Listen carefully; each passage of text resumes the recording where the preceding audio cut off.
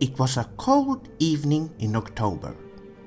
The leaves have started to fall from the trees like sakura petals on a beautiful Japanese spring.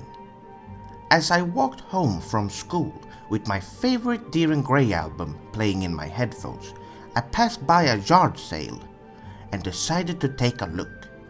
I wasn't looking for anything special, but was pleasantly surprised to find a box of some old PlayStation 2 games.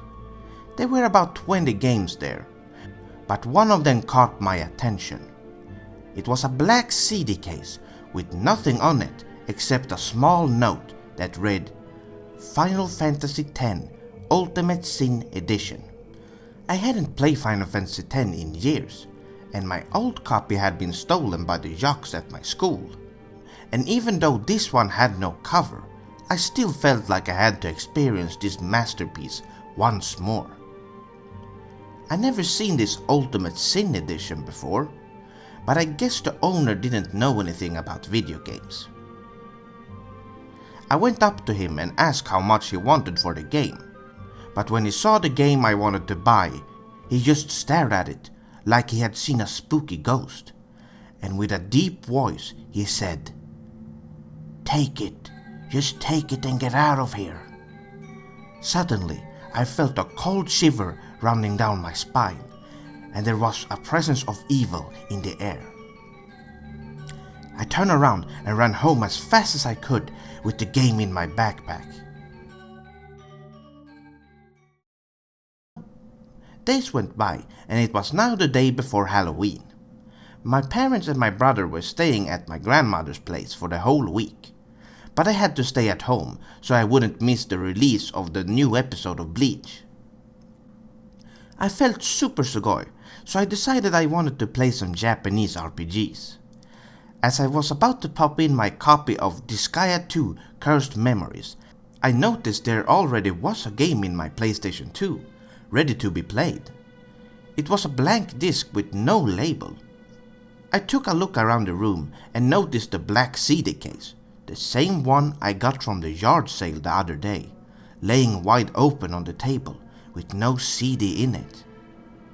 I said to myself, "Damn it, I have to tell my brother to stop being baka and leave my games alone." Since the game was already in the console, I decided that it was a good time to play it. I booted up my PlayStation 2 and the familiar Final Fantasy X screen showed up on the television. But there was something different. I wanted to start a new game, but the new game text was faded and I couldn't select it. And weirdly enough, there was already a save on the disc, so I tried loading it.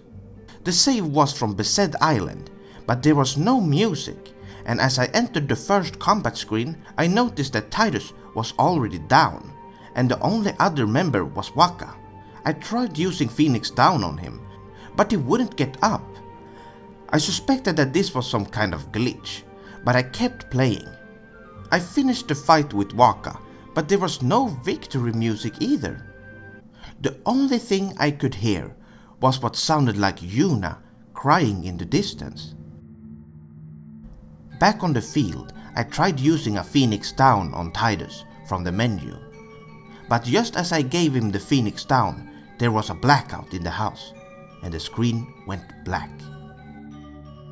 I went down to the basement and flipped the switch to the fuse box, and when I came back, the TV was already on, and the game was still going. And now, the Besaid Island music had started playing, but it was playing backwards. I could hear Yuna's crying very clearly now. I started to run around with Titus on the field, and I noticed there was something different about his animation. That's when I saw he was running around with no head. I couldn't enter any fights, and the music just kept getting louder and louder. And then the game crashed on me. When I started it up again, Titus' decapitated head showed up on the screen, staring at me with bleeding Sharingan eyes.